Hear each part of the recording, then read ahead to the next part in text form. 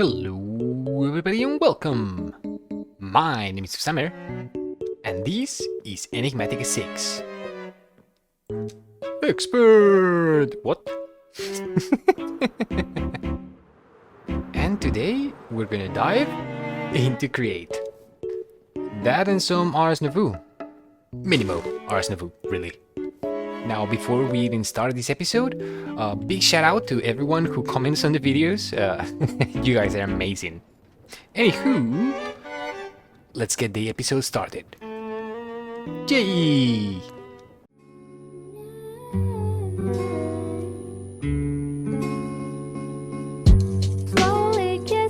And before we go any farther, let's have a look at our quest book, because I bet there's been a lot going on. I should probably pay more attention to these things. Well, actually, what if I just do these? Yeah, that's great. Okay, and now we can have a look. So let's go to automation. Why didn't you give me this? Give me that. Is it because I ran out of space? I did. Well, that's fun. Precision mechanisms. We can make these now. But having one, well, actually having two already, that's amazing. Nice, very good. Well, we actually got a lot farther than I expected. So what's the plan now? I'm gonna get a few mechanical crafters going. I'm going to set up, for the most part, almost everything here. Everything aside liquids. We are not managing any liquids today. Let me show you around. I'm gonna drop this here. So last episode we got some of these machinery, and just as a demonstration or as a temporary setup, I put them in this fashion. Basically, I have a whole line for my metal press. So if I, let's say, take a few pieces of iron and a few pieces of brass, why not? And I drop everything in there. It's going to be picked up by the depot, turn into plate, and in here, in this brass funnel, I have a filter. This filter is set to plates and only plates, and I can show you how to do that if I take view and a plate, any plate.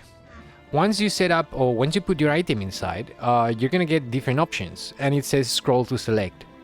The first one is tag forged plates brass. That's not the one we want, but forged plates, the second one, that's the good one. So that means basically every single plate that it's made, no matter what the material is, it's going to get processed, or it's going to get through. We're going to click on accept, apply, and what is that? What are you? Refine radiance. How did I get you, I wonder? Did I get a chromatic compound from a quest? Okay. Cool. I mean, we're gonna be using these a lot later on, but I was just not expecting it. Anyway, we have our filter set up. We can put it in here, and now just pick up our results. Dead easy. For the millstones, once you give power to one of them, every single one that you attach to it is going to receive power through the millstone itself, which is nice. And this is actually kind of nice. I'm going to show you later on once we do this, but basically you're going to need two shafts. In this case, I'm going to put them like so. That's nice. And then you're going to get one of your belts, right click, look at these particles, right click. When it's green, that means you can connect that. And as you can see, the bases change and they're ready to draw their items. So yeah. Also, if we have a look at the map, I started a little something over here. And a little something means this space right here, we're probably going to use it for cobble works. And you'll see that later on. What do I mean by that? Same as in this one. I need you to visualize an amazing tree farm in here. And now that you've done that, this is going to look terrible, but it's also going to work. So, yep, that's good. And finally, this is where we are going to spend most of our time. Automation is here, yay! So yeah, let me clear my inventory and I'll be right back. And you know what? Since we are going to be messing with crops and all, I think I'm gonna pick up these for later. And let's have a look at Ars Nouveau. If we have a look at our quests, Ars Nouveau is gated by a book, which we can easily do. I already made the carpet at some point, I think. I did. Okay, so let's get that done. Haha. If you right click on it, it contains pretty much all the information you're going to be learning. Now, I don't want to go into too much detail with it, at least not for now. So I'm just going to craft the basic components. The arcane core, the enchanting apparatus, and the arcane pedestal, which is doable, but we need item channel lighting, lightning crafting. Yeah, I'm gonna say lightning crafting. Okay, these materials are not hard enough to get. In fact, we have many of them already. The problem with all of these is we have to get a few conduits. Now, the thing about conduits is that conduits are going to be used throughout the pack, among many other mods, especially magic mods. We're eventually going to need to craft a lot of these, basically. Luckily for us, the Heart of the Sea has a very simple recipe, which is just algal lantern, glowstone, and some algal brick, which is just clay and kelp. Yep. And actually, should have some in here. I do. So, okay. So far, we only have one Heart of the Sea, and we have 26 Nautilus shells, which is not a lot, but it is something. Now, how do you make the arcane ashes? That's the question. Ah, I see. Okay. We're gonna need some enchanted ash, lapis lazuli dust, and mana powder. Okay. Wait a second. Lapis lazuli dust. Oh, we get that with a millstone. Okay, can do. And what about mana powder? Not too bad. So in theory, if I come in here and I just put a few lapis inside, let's say all of that, and sources, correct? This one, you're going to get lapis lazuli dust and mana powder. Nice. Now enchanted ash should be just a few bones on any kind of furnace. I'm gonna say right there. And I think we only need to do these once, really. And that's for two reasons. Arcane Ashes has, every Arcane Ashes has 20 uses, basically. But if you have a look at our trinkets, I have mossy ring, slow repair held items. Basically, everything that's on my main hand or offhand, it's going to get repair over time. As you can see right there happening right now. Yep. And that's really nice. And the other one being, once you have it, you can easily craft it again. So yeah, no problem. Clay, lapis, mana powder, and 2 enchanted ash.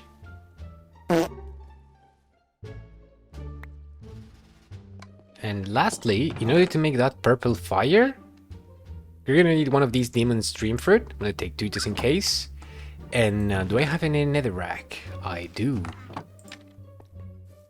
So I'm gonna put these right here. Why not? And I always forget what the order is. So we're probably gonna do this twice. Fire, demon's fruit, it's the other way around. Okay, so demon's fruit, fire, yeah. Okay, that's more likely. We're gonna throw one of those in, and that's done, isn't it? Hey, arcane ashes. Nice. So boom, bam. I'll come in.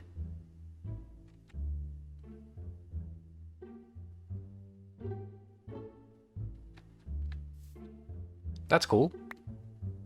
And that's another Heart of the Sea. Now for the channeling thing, I'm gonna need a bow. That's right.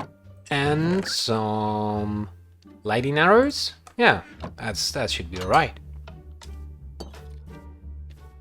And we can pretty much do these anywhere we want, really. So I'm gonna do it here.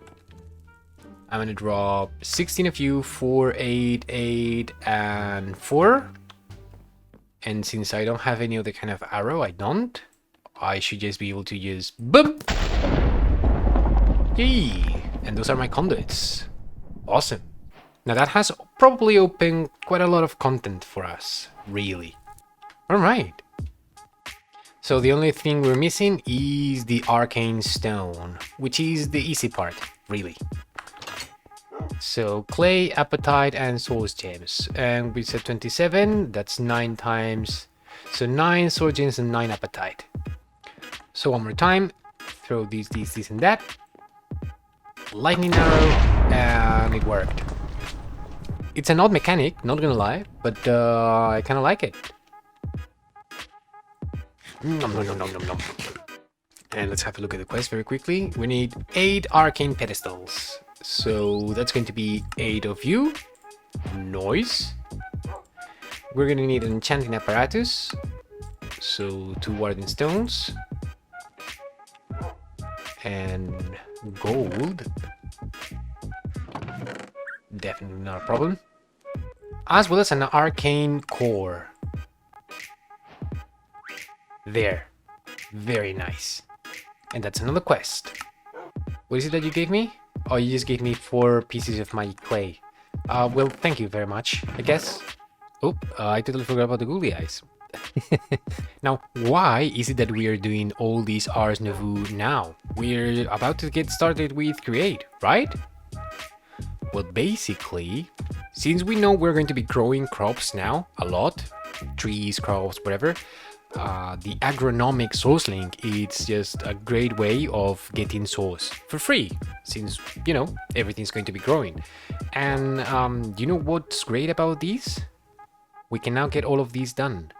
The gold inlay requires arcane gold. Now we could get these through Ars Nouveau using 500 source, soul sard, and some enchanted ash. But since we don't have any source, we could also craft it this way, and that's why we made some conduits. But as it happens, I just remembered I have some arcane gold somewhere here. I just found it. Yes, right here. So that's not even necessary. So yep. Let's make a few of these gold inlays. We're gonna need 2 sets for now. And we're gonna need one of these. So, yep.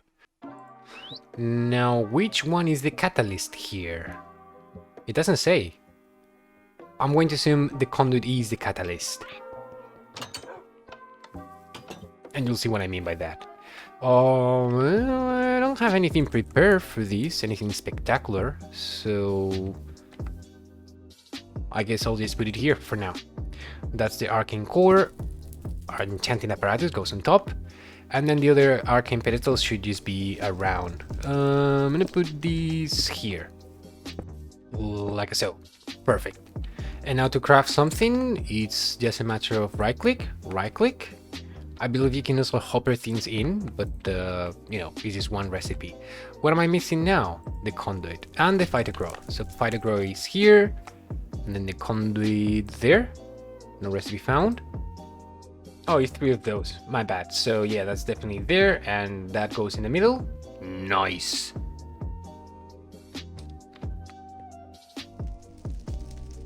And right click right here to get our Agronomic source link. Yay. Okay, now we're almost ready. I just remembered something. In order to generate source, we're gonna need to contain that source somewhere. We're gonna need to make a source jar, which shouldn't be a problem. Now, in theory, we should just be able to put our source jar wherever we want and an agronomic source link somewhere around. And as long as plants and things are growing around, that should get us some source. Or at least that's the idea. And since we're going to be using so many mods, you know what's a great idea? Get a morphing tool. But not with this recipe. That's a normal morphing tool. This one. Look at all that. I believe that contains pretty much every single tool in the pack. And as you can probably imagine, that's super powerful. And I love it. So then, morphing tool. Done. And then second morphing tool. Done, diggity done. Now, this is amazing. Look at what happens when I aim at a mod that requires a wrench. It transforms. But not only that, if I shift and just scroll, it's going to switch in between all of them. Oh, and it's even going to give us the advancement. And how do I turn it back to normal? If I... Do I need to... Oh, I need to go all the way around. Oh, okay. But yeah, by default, it's just going to turn whenever you aim at a modded thing. Ooh, we can even lock these things. Nice. Really nice. And look at that. I didn't even know Ars Nouveau had its own wrench, apparently. Wand, in this case. Fine. Now back to create, we are going to continue down this line. And today's the day we take advantage of our harvesters, portable interfaces, and all of these beauties in here. Except the plow. We're probably never going to use the plow. If you've ever messed with Create, you already know this is a farm. What you might not know is how this farm works. Super easy. So at the very bottom, we're going to have an encased fan pointing downwards. So yeah, the fan is right over here. And underneath, we can either have fire, lava, or I believe magma blocks. They all generate the same power, so it doesn't really matter.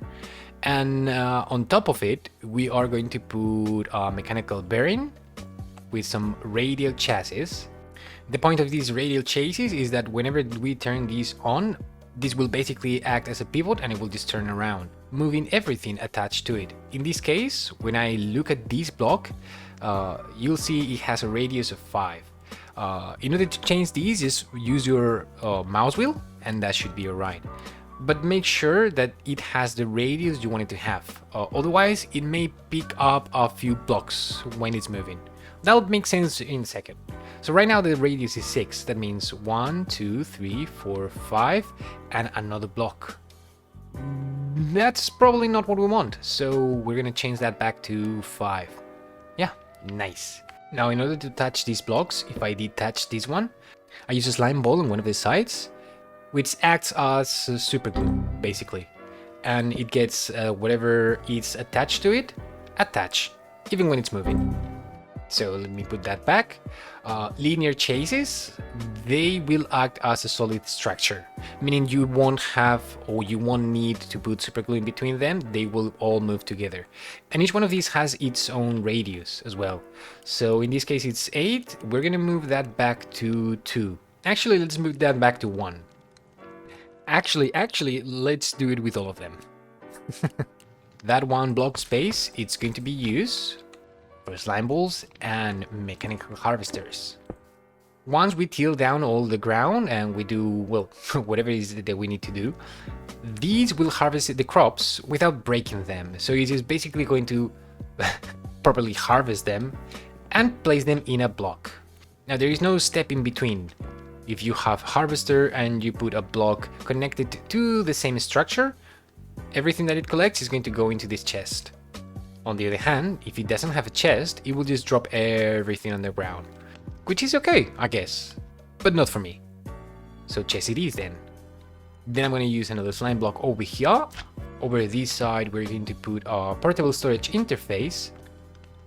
And what this is going to allow us to do is basically access the chest or the storage, even when the structure is formed.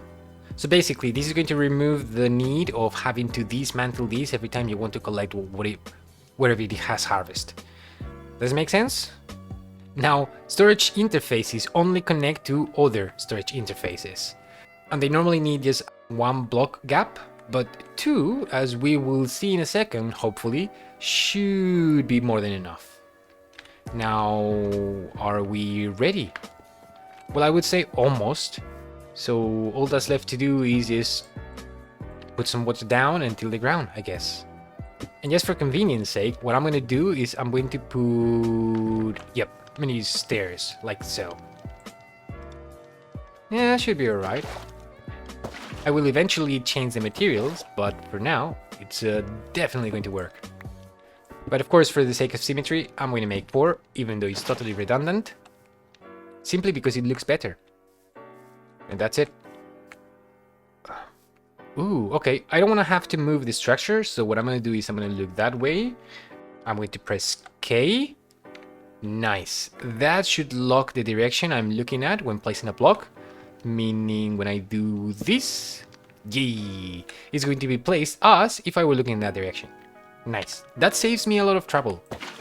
And what is it that we want to plant here? Well, we're going to start very vanilla-like. We're going to go for some wheat. We're also going to go for some potatoes. Just because. Some carrots. Cabbage, cucumber seeds. And before I forget, let me put these down. I'm thinking here for now. I don't know what the radius is, but that should pick up at least all of these. Now, in theory, whenever something like this happens, when it's growing, ooh, look at the particles. Yay, that's giving us source. That's nice. That's really nice. The fact that we're harvesting or we're going to harvest it doesn't really affect that. So that's basically going to be infinite generation. And why are you growing so fast? I just planted you and I didn't do anything. Is that helping the growth also? Well, don't know what it is, but it's nice. Ooh, and I'm also going to plant some netherwort. Okay, so in theory, if I do this, that's not working. That is working. Nice. And I can cover these up. Till all the ground over here.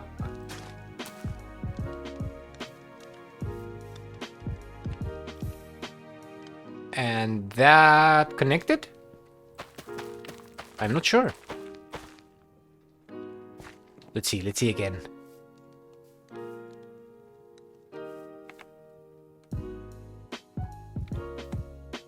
Oh, I think the animation is broken. Yeah. But it should definitely be working. Nice, we just need to get items out of here. If I make a chute and then just a double chest, I should be able to put these. And yep, that's definitely working. Will you look at that? Awesome. I don't know how fast that's going to feel.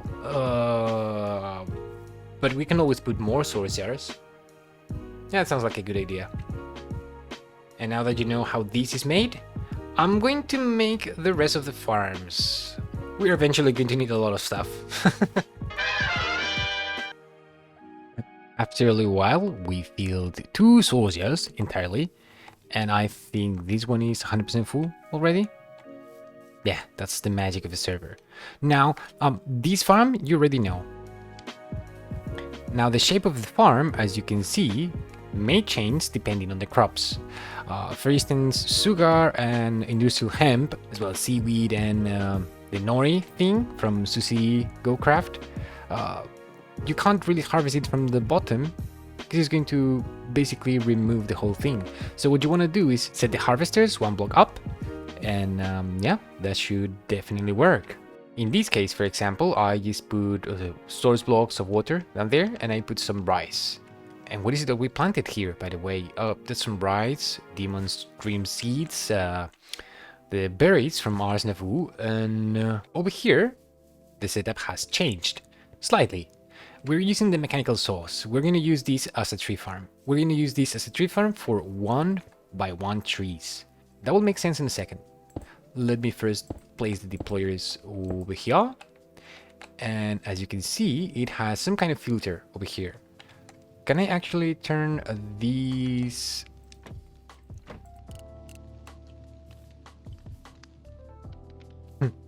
For some reason, I can't get this side to be in front, but doesn't really matter. For this specific setup, what I want to use is, ooh, not you. For the time being, oak, spruce, red oak, and what's the deal?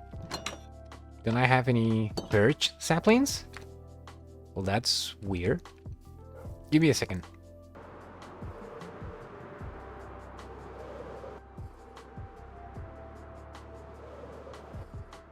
Yay! 2 saplings? I mean, yeah, that's better than anything, right? Anywho, we're gonna put you over here.